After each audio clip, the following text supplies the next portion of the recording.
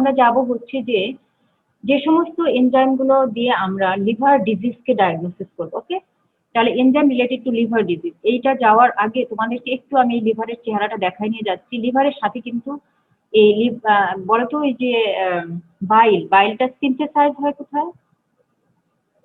বাইল synthesise হয় কোথায় বলো তো? লিভারে। লিভারে, হেপাটিক সেলে। হেপাটিক সেলের ভিতরে হচ্ছে বাইল সিনথেসাইজ হয়। তারপরে আলটিমেটলি এটা কি করে, এই যে কমন biliary ডাক্ট দিয়ে এসে, এটা তো কমন biliary ডাক্ট নাকি? এটা কমন, সরি, এটা হচ্ছে কমন বাইল ডাক্ট। এটা এর উপরের এটা কি, এই দুটো right and left hepatic duct, তাই তো? এখানে এসে একটা কমন বাইল ডাক্ট, এটা কমন বাইল ডাক্ট, আর এটা হচ্ছে যে কমন কি জানো, কমন হেপাটিক ডাক্ট সম্ভবত। আমি অ্যানাটমি ভুলে গেছি, তোমরা একটু মনে করায় দাও। এসে তারপরে এটা কোথায় জমা থাকে? স্টোর থাকে কিন্তু গল ব্লাডারে।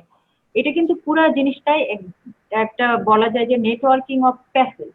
এই প্যাসেজ তৈরি করেছে, এরকম নেটওয়ার্ক তৈরি করেছে, প্যাসেজের এরকম নেটওয়ার্ক তৈরি হয়েছে এখান থেকে এখানে। তাই খেয়াল করে দেখো, কোনো কারণে একটু পরেই লাগবে তোমাদের, কোনো কারণে যদি স্ট্যাসিস, কোলে মানে হচ্ছে যে বাইল, আর স্ট্যাসিস মানে স্ট্যাগনেন্ট হয়ে যাওয়া, কোনো কারণে যে কোলেস্ট্যাসিস হয়, আসবে কথাটা দেখবা যে ইন্ট্রা হেপাটিক কোলেস্ট্যাসিস আর একটা হচ্ছে এক্সট্রা হেপাটিক কোলেস্ট্যাসিস। ইন্ট্রা হেপাটিক কোলেস্ট্যাসিস মানে কোনো কারণে যদি তোমার লিভার সেলের ভিতরে তৈরি হয়ে এর ভিতরেই যে এই যে right and left hepatic duct আছে, তাই না, এখানে যদি কোথাও আটকায় যায়, ও যদি আর বের হয়ে না আসতে পারে বাইরের দিকে, সেটাকে আমরা বলবো ইন্ট্রা হেপাটিক কোলেস্ট্যাসিস। আর এটা তৈরি হলো হয়ে এখানে গল ব্লাডারে জমা থাকলো, বাট লাস্টলি এসে যখন এই যে এই হেপাটো প্যানক্রিয়াটিক, এটা কমন বাইল ডাক্ট, তারপর হচ্ছে হেপাটো প্যানক্রিয়াটিক ডাক্ট, এটা দিয়ে তো ultimately second part of the ডিওডোনামে এসে এটা হচ্ছে রিলিজ হয়, তাই তো? এখানে যদি এই পাথওয়ের মাধ্যমে মধ্যে যদি কোথাও মানে লিভারের বাইরে এসে কোথাও যদি কোনো ব্লক থাকে, তাহলে সেটাকে আমরা বলবো এক্সট্রা হেপাটিক কোলেস্ট্যাসিস। ওকে, এই জিনিসটা একটু খেয়াল করো, এটার জন্য আমি ছবিটা দেখাইছি। তুমি দেখো যে এই লিভার সেল মনে করো ইনজুরি হয়েছে, আমরা বলেছি সেলের ভিতরে সব এনজাইম গুলো থাকে, এবং লিভারের যে এনজাইম গুলো, all these are plasma non functional enzyme. প্লাজমাতে ওদের কোনো কাজ ছিল না। এখন সেল কোনো কারণে ড্যামেজ হয়েছে বা ইনজুরি হয়েছে, তাহলে কি হবে, ব্লাড স্ট্রিমে ওই এনজাইম গুলো বেড়ে যাবে। কোন কোন এনজাইম দিয়ে আমরা এই ডিজিজ গুলো ডায়াগনোসিস করবো, এটা নিয়ে আজকে আমি একটু কথা বলবো। দেখো, অনেক ধরনের এনজাইম আছে যেগুলো এস্টিমেশন করার মাধ্যমে আমরা মানে শিওর হতে পারি যে ওয়েদার মানে liver is functional or non functional, liver is suffering from some kind of disease. এটা আমি কিভাবে ডায়াগনোসিস করতে পারি? তো এইটাকে মেইনলি আমরা দুইটা গ্রুপে ভাগ করেছি। একটা হচ্ছে যে হেপাটোসেলুলার ড্যামেজের জন্য কিছু এনজাইম বেড়ে যায়, আর একটা হচ্ছে যে কোলেস্ট্যাসিস বা অবস্ট্রাকশনের জন্য। আমি তোমাদেরকে একটু আগে বলে রাখলাম দুইটা আসবে, একটা হচ্ছে ইন্ট্রাহেপাটিক, এক্সট্রা হেপাটিক কোলেস্ট্যাসিস। তার মানে মনে রাখো যে হেপাটিক সেল ড্যামেজের কারণে কিছু কিছু এনজাইম বেড়ে যাবে। আর যদি হেপাটিক সেল সবকিছু ঠিকঠাক আছে, বাট এই যে বাইল তৈরি হয়ে তারপরে যখন ইয়েতে যাবে, তোমার গল ব্লাডারে যাবে, এখানে কোথাও কোনো ব্লক থাকলো, তাহলে সেটা ইন্ট্রাহেপাটিক কোলেস্ট্যাসিস। আর যদি ওখান থেকে মানে এই পাথওয়ে, ইন্ট্রাহেপাটিক পাথওয়ে ঠিক আছে, বাইরের অংশটাতে যদি কোথাও ব্লক থাকে, সেটাকে আমরা বলবো এক্সট্রা হেপাটিক অবস্ট্রাকশন। তাহলে এইগুলো দিয়ে আমরা, এখানে কিছু এনজাইম বেড়ে যায়, এই কোলেস্ট্যাসিসের জন্য কিছু এনজাইম বেড়ে যায়। এই দুই ধরনের এনজাইম দিয়ে সাধারণত আমরা মানে লিভারের ফাংশনটা ডিটেক্ট করে থাকি, মানে enzymatic function of the liver দেখে থাকি। তার মানে যখনই কোনো একজন ফিজিশিয়ান লিভার এনজাইম অ্যাসে করতে বলবে, তোমরা মাঝে মাঝে যদি তোমাদের আত্মীয় স্বজন, পাড়া প্রতিবেশী, বন্ধু বান্ধব কারোর কখনো ওই ল্যাব কিছু করতে দেয়, ল্যাবরেটরিতে কোনো টেস্ট করতে দেয়, তোমরা সবসময় ল্যাব রেজাল্টটা নিবা, একটু নিজেরা চোখ বুলাবা। এখন অনেক কিছুই বুঝবা না, বোঝার দরকার নাই, কিন্তু জাস্ট একটু দেখে রাখবা। দেখবা যে অনেক সময় কি করতে দিয়েছে, তাকে লিভার এনজাইম করতে দিয়েছে। লিভার ফাংশন টেস্টের ভিতরে এনজাইম টেস্টের ভিতরে সবসময় দুইটা জিনিস টিক দিয়ে দেয়, একটা হচ্ছে এএলটি আর একটা এএসটি। এটা নিয়ে আমরা কথা বলবো। এইটা আমরা এই দুটো এনজাইম কিসের জন্য দেখি হচ্ছে হেপাটোসেলুলার ড্যামেজ আছে কিনা, এটার জন্য, ঠিক আছে? তাহলে আসো এখন এই এনজাইমস ফর হেপাটোসেলুলার ড্যামেজ, যেটা তোমাদের পরীক্ষাতেও ধরা হয়, যে বলতো এই হেপাটোসেলুলার ড্যামেজ আছে কি নাই এটা দেখার জন্য আমরা কোন এনজাইম টেস্ট করে থাকি। তাহলে এই চোখ বন্ধ করে নাম বলে দিবা দুইটা এনজাইম, একটা হচ্ছে অ্যালানিন অ্যামাইনো ট্রান্সফারেজ, আর একটা হচ্ছে অ্যাসপার্টেট অ্যামাইনো ট্রান্সফারেজ, এএলটি বা এএসটি। কিন্তু তোমরা এই অ্যাব্রিভিয়েটেড ফর্ম না বলে ফুল ফর্মটাই বলবা, অ্যালানিন অ্যামাইনো ট্রান্সফারেজ বা অ্যালানিন ট্রান্স অ্যামাইনেজ, আর একটা হচ্ছে অ্যাসপার্টেট ট্রান্স অ্যামাইনেজ। আমি তোমাদেরকে পরের ছবিটাতেই দেখাচ্ছি যে যদিও এই অ্যামাইনো ট্রান্সফারেজ এনজাইম গুলো মনে আছে তো তোমাদের, তাই না? Amino transferase enzyme Yes, ma'am. হ্যাঁ, এই যে অ্যামাইনো ট্রান্সফারেজ এনজাইমটা কি কাজ করে, কোন রিঅ্যাকশনে পার্টিসিপেট করে? Ma'am, transamination. ট্রান্সঅ্যামাইনেশন, তাই না? তাহলে ট্রান্সঅ্যামাইনেশন কোন কোন অর্গানে হয়? সব জায়গাতেই হয়, তাই না? ট্রান্সঅ্যামাইনেশন বেসিক্যালি সব জায়গাতেই হয়, কিন্তু লিভার সেলে দেখা গেল যে এই অ্যালানিন অ্যামাইনো ট্রান্সফারেজ এই লিভার সেলে এর কনসেন্ট্রেশন সবচেয়ে বেশি থাকে। এই জন্যই আমরা এটা মানে এটা তো মনে করো একদিনে এটা আবিষ্কার হয়নি, এটা আবিষ্কার হতে বেশ সময় লেগেছে। তো এই সায়েন্টিস্টরা সিরিয়ালি এটা নিয়ে অ্যাসে করে যেটা দেখলো যে হেপাটোসেলুলার ড্যামেজে এই অ্যালানিন অ্যামাইনো ট্রান্সফারেজটা সবচেয়ে বেশি বেড়ে যায়। তো লাস্টলি ওনারা যেটা কনক্লুশনে আসছে সেটা হচ্ছে যে এই অ্যালানিন অ্যামাইনো ট্রান্সফারেজটাকে বলছে যে এই হেপাটোসেলুলার ড্যামেজ এইটা দেখার জন্য দিস ইজ মোর স্পেসিফিক। ঠিক আছে, তো আমি বলেছি যে অন্যান্য জায়গায়ও থাকে, দেখো খেয়াল করে দেখো এই যে ট্রান্স অ্যামাইনেজ বা অ্যামাইনো ট্রান্সফারেজ কিন্তু একই জিনিস, তোমরা যেন ভুল করো না। এটা অ্যামাইনো ট্রান্সফারেজ আর ট্রান্স অ্যামাইনেজ সেম জিনিস, জানো তো এটা, তাই না? জানো তো তোমরা, তাই না? এই ট্রান্স অ্যামাইনেজ বা অ্যামাইনো ট্রান্সফারেজ এই গ্রুপ অফ এনজাইম এদের কাজটা কি কি করে বলো তো? অ্যামিনো গ্রুপটাকে ট্রান্সফার করে একটা কিটো অ্যাসিডের কাছে। নামেই কিন্তু বুঝে যাচ্ছে ট্রান্স অ্যামাইনেজ বা অ্যামাইনো ট্রান্সফারেজ, নামের ভিতরে আছে, মানে অ্যামাইনো গ্রুপকে ট্রান্সফার করে দেয়, মানে ডিশোল্ডারিং করে একটার কাঁধে থেকে আরেকটার কাঁধে। তার মানে একটা অ্যামাইনো অ্যাসিড কি করলো, তার এই অ্যামাইনো গ্রুপটাকে, আমি এটা নিয়ে আসি দেখাই দিই তোমাদেরকে একটু। এই যে দেখো এখানে কি আছে, এটা একটা অ্যামাইনো অ্যাসিড। অ্যামাইনো অ্যাসিড কিভাবে বুঝলা? অ্যামাইনো অ্যাসিডের সাথে কিটো অ্যাসিডের পার্থক্য একটাই, এখানে অ্যামাইনো গ্রুপ আছে আর এটাতে অ্যামাইনো গ্রুপ নাই, সি ডাবল বন্ড ও আছে, তাহলে এটা হচ্ছে একটা কিটো অ্যাসিড। তো এ কি করলো, এর এই অ্যামাইনো গ্রুপটাকে একে দান করে দিল, ট্রান্সফার করে দিয়ে দেখো এই যে অ্যামাইনো অ্যাসিড একে দান করে, অ্যামাইনো গ্রুপটা একে দান করলো, দান করে এ কিন্তু নিজে কি হয়ে গেল, এ নিজে কিন্তু একটা কিটো অ্যাসিড, এই যে দেখো এই R1, এ কিন্তু নিজে একটা কিটো অ্যাসিডে কনভার্ট হয়ে গেল। আর এই যে এ কে দান করে দিল, এ তখন যে কি হয়ে গেল, এই দেখো এ তখন এই যে অ্যামাইনো অ্যাসিডে কনভার্ট হয়ে গেল। বোঝা গেছে? তাহলে এটা হচ্ছে জাস্ট গ্রুপ ডোনেশন, একজন ডোনার হিসেবে কাজ করে আরেকজন অ্যাকসেপ্টর হিসেবে কাজ করে। এই জন্য কিন্তু এই রিঅ্যাকশনটা রিভার্সেবল। দেখছো দুই দিকে আরো দেওয়া আছে, এইদিকেও যেতে পারে এদিকেও যেতে পারে। বোঝা গেছে? তাহলে এই লোকেশন অফ অ্যামাইনো ট্রান্সফারেজ দিয়ে আমি বোঝাতে চেয়েছি যে এই সমস্ত জায়গাতেই থাকে, ব্রেনে, মাসেলে, হার্টে, লিভারে, কিডনিতে, সব জায়গাতেই কিন্তু থাকে এই amino transferase group of enzyme.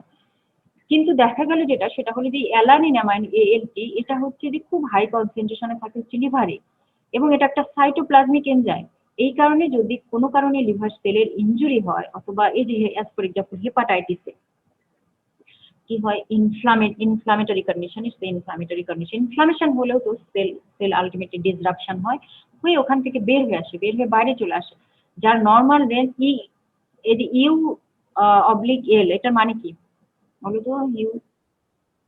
International unit per litre. কারণ হচ্ছে এনজাইম, তারপরে হরমোন, এইগুলো আমরা সাধারণত অ্যাসে করতে নর্মাল যে আহ, আমরা কোনটা SI ইউনিট ইউজ করে থাকি না, তো ওই SI ইউনিট ওই ইউনিটটা না ইউজ করে আমরা এই ইন্টারন্যাশনাল এই ইউনিটটা ইউজ করে থাকি, তাই তো?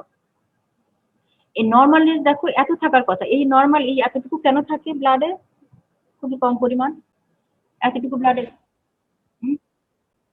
নর্মাল সেলুলার টার্নওভারের জন্য এইটুকু সবসময় থাকবে। তাহলে এইটুকু যদি থাকে তাহলে সেটাকে আমরা বলবো যে নর্মাল।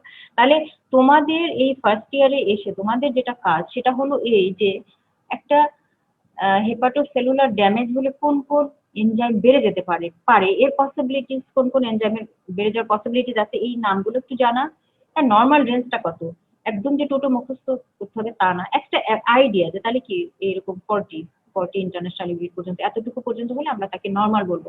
এখন তুমি যদি কোনো সময় যদি তুমি নর্মালটা জানো, তাহলে আমি যে বললাম যে তোমার পাড়া প্রতিবেশী আত্মীয় স্বজন যারা আছে, কেউ যদি কখনো এরকম ধরনের ল্যাব টেস্ট করে রিপোর্টটা তোমাকে দেখাতে চাই, তুমি দেখবা, দেখে যদি তুমি কখনো দেখা যাচ্ছে এটা তো নর্মাল রেঞ্জের ভিতরে আছে, তাহলে ইটস ওকে। যদি এটা নর্মালিটি বেশি হয় তাহলে তখন তোমার ফার্দার কনসাল্ট করার জন্য তুমি বলতে পারবা। বুঝতে পারছো? এই জন্য একটা বেসিক আইডিয়া তোমার থাকতে হবে যে এটা তাহলে বেড়ে গেল, কি কারণে এখন বেড়ে গেল, তখন সেই কজ ফাইন্ড আউট করতে হবে। তখনই তো পেশেন্টের হিস্ট্রি নিতে হবে, অন্য ডিজিজ থেকে এটাকে এক্সক্লুড করার জন্য আরো 2-4টা ইনভেস্টিগেশন করতে হবে। আচ্ছা, এখানে আমি এটা দেখানোর চেষ্টা করেছি যে দেখো যে ALT যদিও এটা হচ্ছে যে রিভার্সেবল, দেখো এই যেখানে কি ছিল আমাদের, এটি কিটো অ্যাসিড হিসেবে পাইরুভিক অ্যাসিড ছিল, তাই তো? আর এটা হচ্ছে গ্লুটামিক অ্যাসিড। গ্লুটামিক অ্যাসিডের যে এই যে অ্যামাইনো গ্রুপ, সে পাইরুভিক অ্যাসিডকে দান করে দিল। পাইরুভিক অ্যাসিড কি হয়ে গেল, এটা কিটো অ্যাসিড ছিল, সে অ্যালানিন হয়ে গেল, একটা অ্যামাইনো অ্যাসিড হয়ে গেল। আর এই গ্লুটামিক অ্যাসিড যে নিজে একটা অ্যামাইনো অ্যাসিড ছিল, সে আলটিমেটলি আলফা কিটো গ্লুটারেট মানে অ্যানাদার কিটো অ্যাসিডে কনভার্ট হয়ে গেল। এটা হচ্ছে অ্যালানিন অ্যামাইনো ট্রান্সফারেজ এনজাইম ব্যবহার। এএসটি এই নাম থেকে আসলে আসছে, যেহেতু অ্যাসপার্টেট এসে আলফা কিটো গ্লুটারেটের সাথে লাগলো, লেগে এটাও কিন্তু রিভার্সিবল। এই দুটো এটাও কিন্তু রিভার্সিবল, এটার আসলে এই আরো দুই দিকেই যাবে, এদিকে এদিকেও হবে। হ্যাঁ, এএসটি তাহলে এই দুটো হচ্ছে অ্যামাইনো ট্রান্সফারেজ বা ট্রান্স অ্যামাইনেজ এনজাইম। তার ভিতরে এএলটিটা হচ্ছে মোর স্পেসিফিক ফর হেপাটোসেলুলার ড্যামেজ। কারণ কি, কারণ একটু পরে তোমাদেরকে যখন আমি এটা পড়াবো, ওই যে কার্ডিয়াক মায়োকার্ডিয়াল ইনফার্কশন পড়াবো, মানে মায়োকার্ডিয়াল টিস্যু ড্যামেজে, ওইখানেও কিন্তু এএসটি পরিমাণ বেড়ে যায়। অ্যাসপার্টেট অ্যামাইনো ট্রান্সফারেজ এটা হচ্ছে যে সাইটোপ্লাজম এবং মাইটোকন্ড্রিয়া দুইটা জায়গাতেই থাকে। এবং কেন এই অ্যাসপার্টেট অ্যামাইনো ট্রান্সফারেজ দুইটা জায়গাতেই থাকে, এইটা তোমরা নিজেরাই দেখে নিবা, এটা তোমাদের কাছে একটা কোশ্চেন থাকলো, কেন এএসটি দুইটা কম্পার্টমেন্টেই থাকে, এটা তোমরা দেখে নিবা। বিকজ আমি এটা তোমাদেরকে বলে দেবো না, এটা তোমাদেরকে পড়ানো হয়েছে। তাহলে এটা এছাড়াও রিলিজ হয় হার্ট, স্কেলেটাল, এই সমস্ত মাসল। আমি একটু আগে তোমাদেরকে লোকেশন গুলো দেখা দিয়ে আসলাম যে এই সমস্ত ডিজিজেও বেড়ে যায়। তো এই জন্য এটা to some extent non specific. এই কারণেই কিন্তু আমি এই যে দেখো এই জায়গাটা হাইলাইট করে দিয়েছি, এই যে this is the highlighted part. Highlighted আমরা যে বললাম না যে মার্কার হিসাবে, এখানে আমি একটা মার্কার ইউজ করেছি, মার্কার ইউজ করে হাইলাইটেড করে দিয়েছি। তো মার্কার, এরা কেন এদেরকে আমরা মার্কার বলি, বিকজ এনজাইমরা নর্মালি ব্লাডে থাকার কথা না, ব্লাডে বেড়ে যায়, তখন ওরা একটা মার্কার হিসেবে কাজ করলো, মানে আমাকে বলে দিল যে there is some abnormalities within this body। তাহলে এএলটিটাকে আমরা মোর স্পেসিফিক হিসেবে কনসিডার করবো, ওকে, হেপাটোসেলুলার ড্যামেজে। কিন্তু এই এএসটি অ্যাসপার্টেট এর দেখো নর্মাল রেঞ্জ 10 থেকে 20 ইন্টারন্যাশনাল ইউনিট, এটা তোমরা একটু জেনে রাখবা। তারপরে এই যে আমি বলেছিলাম যে আমরা দুই ধরনের টেস্ট করি, একটা হচ্ছে হেপাটোসেলুলার ড্যামেজ আছে কিনা এটা দেখি, আর একটা হচ্ছে biliary ট্র্যাক্টে কোনো অবস্ট্রাকশন আছে কিনা এটা দেখি। ওকে, biliary ট্র্যাক্টের অবস্ট্রাকশনের আরেকটা নামই হচ্ছে কোলেস্ট্যাসিস। এটাকে আমি একটু মানে তোমাদের বোঝার জন্য সহজ করে দিয়েছি যে biliary ট্র্যাক্ট অবস্ট্রাকশন, আর আরেকটা নাম হচ্ছে কোলেস্ট্যাসিস বা obstruction to the biliary tract. এইখানে কোন কোন এনজাইম গুলো আসবে এখানে একটু খেয়াল করে দেখো। এটা হচ্ছে অ্যালকালাইন ফসফেটেজ। এই অ্যালকালাইন ফসফেটেজ আরো একটা ডিজিজেও বেড়ে যায়, সেটা হচ্ছে বোনস ডিজিজে। তাহলে বোনসের ডিজিজ নাকি তোমার বোনসের ডিজিজের জন্য এটা বেড়ে গেছে, নাকি লিভারের ডিজিজের জন্য বেড়ে গেছে, সেটা তুমি কিভাবে এক্সক্লুড করবা? তাহলে তোমার ওই যে তখন তোমার পেশেন্টের হিস্ট্রি নিতে হবে, পেশেন্টের কি কোনো জন্ডিস আসছে কি আসছে না, ও কি সে জন্ডিসের সিমটম নিয়ে আসছিল, তাহলে it is more likely to be hepatic disease. আর যদি তার বোনসের কোনো প্রবলেমের জন্য সে এসে থাকে, তাহলে যদি কারোর অ্যালকালাইন ফসফেটেজ বেড়ে যায়, এদিকে তুমি যে দেখলা যে তার এএলটি এসটি গুলো নর্মাল আছে, শুধু অ্যালকালাইন ফসফেটেজ বেড়ে গেছে, তাহলে এটা হচ্ছে more likely to be bones disease. বুঝছো, এইভাবে কিন্তু আমরা ডিজিজ ডায়াগনোসিস করি।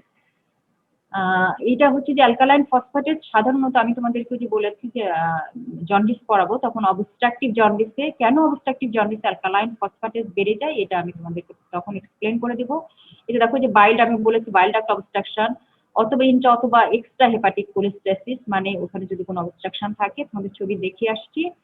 ইনফিল্ট্রেটিভ disease of the liver sugar tuber. Infiltrative disease মানে কি বলো তো, বলো তো একটু দেখি শুনি, তোমাদের আইডিয়া কি ইনফিল্ট্রেটিভ ডিজিজ? ইনফিল্ট্রেট মানে কি? Infiltrate from another organ. কোন মনে করো যে তোমরা এটার কথা কি শুনেছো, কারো কখনো এটা শুনেছো যে ক্যান্সার হলে মেটাস্টেসিস হয়ে যায়, ক্যান্সার হলে মেটাস্টেসিস হয়? জি ম্যাম, জি ম্যাম। হ্যাঁ, ক্যান্সারের যে বলে না মেটাস্টেসিস, তার কোন স্টেজে আছে, একটা ক্যান্সার আমরা স্টেজিং করি, তার ভিতরে মেটাস্টেসিসটা দেখি। তো লিভারে সাধারণত, লিভারের খুব কমন সাইড, যেখানে লাংয়ে ক্যান্সার হয়েছে সেটা মেটাস্টেসিস হয়েছে কোথায়, যে লিভারেতে। কারণ কি, আলটিমেটলি সব সার্কুলেশন গুলো তোমরা দেখো, ওই যে কোটা সার্কুলেশন লিভার দিয়ে যাওয়া আসা করে, এই কারণে খুব ইজিলি লিভারে যেয়ে ওটা ডিপোজিটেড হয়। ইনফিল্ট্রেটিভ ডিজিজ মানে অন্য একটা অর্গানের ডিজিজ, ওইটা আলটিমেটলি ব্লাডের মাধ্যমে ওইটা ক্যারি করে নিয়ে লিভারে আসলো, লিভারে এসে ও ওইখানে বাসা বাড়ি গেড়ে বসলো, ওখানে থেকে গেল, সে ইনফিল্ট্রেট করলো ওই জায়গাটায়। এটা হচ্ছে ইনফিল্ট্রেটিভ ডিজিজ। এছাড়া কোনো টিউমার এগুলো যদি হয়, তাহলে কি হবে, টিউমার হলে কি হয়, সাধারণত ওই যে বাইল ডাক্টের উপরে, ওই মানে ওই যে কোনো ক্যানালের উপরে যদি সে অবস্ট্রাকশন ক্রিয়েট করে, টিউমার থাকা মানে একটা বড় সড়ো জিনিস, একটা অবস্ট্রাকশন ক্রিয়েট করে। আমি তোমাদেরকে ওই অবস্ট্রাকটিভ জন্ডিসের সময় দেখা দিব ছবিতে, যে হেড অফ দ্য প্যানক্রিয়াসে খুব কমন হয়, হেড অফ দ্য প্যানক্রিয়াসে টিউমার হলে সেটা যে তোমার ওই যে কমন বাইল ডাক্টে অবস্ট্রাকশন ক্রিয়েট করে, এই জন্য অবস্ট্রাকটিভ জন্ডিস ডেভেলপ করে। তো এইসব কারণে তখন কি হয়, এই যেহেতু আমার এই biliary biliary যে ডাক্ট গুলো আছে, এইখানে লাইনিং এপিথেলিয়াল সেল থেকেই এই অ্যালকালাইন ফসফেটেসটা তৈরি হয় আর কি, ওই সেলগুলো থেকে মেইনলি তৈরি হয়। তো ওইগুলো থেকে বের হয়ে আসতে পারে না, এ কারণে ওইগুলো মানে বের হয়ে তো নর্মালি কোন দিকে চলে যাওয়ার কথা ছিল, বের হয়ে এটা biliary ডাক্ট দিয়ে বের হয়ে যাওয়ার কথা ছিল, অথবা নর্মাল যে যতটুকু লেভেল ততটুকু থাকার কথা ছিল, সেটা না হয়ে এটা যখন এই লাইনিং biliary ডাক্টের এই লাইনিং এপিথেলিয়ামটা অবস্ট্রাক্টেড হলো, তখন এটা কি হলো, আলটিমেটলি ড্যামেজ হয়ে যাবে, মানে সার্কুলেশন বন্ধ হবে কোনো না কোনো উপায়ে, ড্যামেজ হবে এবং এইটা বের হয়ে তোমার ব্লাডে চলে আসবে, ব্লাডে তখন এর পরিমাণটা অনেক বেড়ে যাবে। এর নর্মাল রেঞ্জটাই হচ্ছে বেশি, বাট যদি কারোর এরকম অবস্ট্রাকটিভ জন্ডিস থাকে তখন তোমাদেরকে আমি দেখাবো যে এটার পরিমাণ অনেক বেড়ে যায়। এছাড়া আরো একটা এনজাইম আছে যেটার নাম হচ্ছে গামা গ্লুটামিল, গামা জিটি বলে, কমনলি বলা হয় গামা জিটি, গামা গ্লুটামিল ট্রান্সফারেজ। এটার মেইন সোর্স হচ্ছে লিভার, বাইল ডাক্ট, প্যানক্রিয়াস, তিনটা জায়গায়। তারপরে আমরা এই দুটো একসাথে দেখি, যখন দেখি যে অ্যালকালাইন ফসফেটেজ এবং গামা জিটি এই দুটোই যদি একই সাথে বেড়ে যায়, কারণ এটাও হচ্ছে বাইল ডাক্ট থেকে আসে, এটাও বাইল ডাক্ট থেকে আসে, তাহলে কি হয়, তো ধরেই নি তখন আমরা কি, যে there is some kind of obstruction, it might be within the liver or it might be intrahepatic or might be extrahepatic, সেটা তো তোমাকে এক্সক্লুড করার জন্য আদার টেস্ট করতে হবে। তাহলে এই তোমরা শুধু জেনে রাখো যে যদি হেপাটিক সেল ড্যামেজ হয় তাহলে দুইটা এনজাইম ইম্পর্টেন্ট, একটা হচ্ছে এএলটি আর একটা হচ্ছে এএসটি। আর যদি biliary ট্র্যাক্টে কোনো অবস্ট্রাকশন থাকে তাহলে সেটার জন্য কোনটা ইম্পর্টেন্ট, একটা হচ্ছে অ্যালকালাইন ফসফেটেজ আর একটা হচ্ছে গামা জিটি, এই দুটো হচ্ছে খুবই ইম্পর্টেন্ট। এছাড়াও এই গামা জিটির আরো একটা ইম্পর্টেন্ট রোল আছে, সেটা হচ্ছে অ্যালকোহলিক লিভার সিরোসিস, এই জন্য এটাকে আমি রেড করে দিয়েছি। অ্যালকোহলিক লিভার সিরোসিস এর জন্য এটাকে একটা ডায়াগনস্টিক মার্কার হিসেবে ধরা হয়, যে কারো যদি অ্যালকোহলিক লিভার সিরোসিস অনেক কারণেই হতে পারে, তাই না, যদি কারোর অ্যালকোহলিক লিভার সিরোসিস থাকে তাহলে তার ক্ষেত্রে এই গামা জিটিটা রিমার্কেবলি অনেক বেশি বেড়ে যাবে।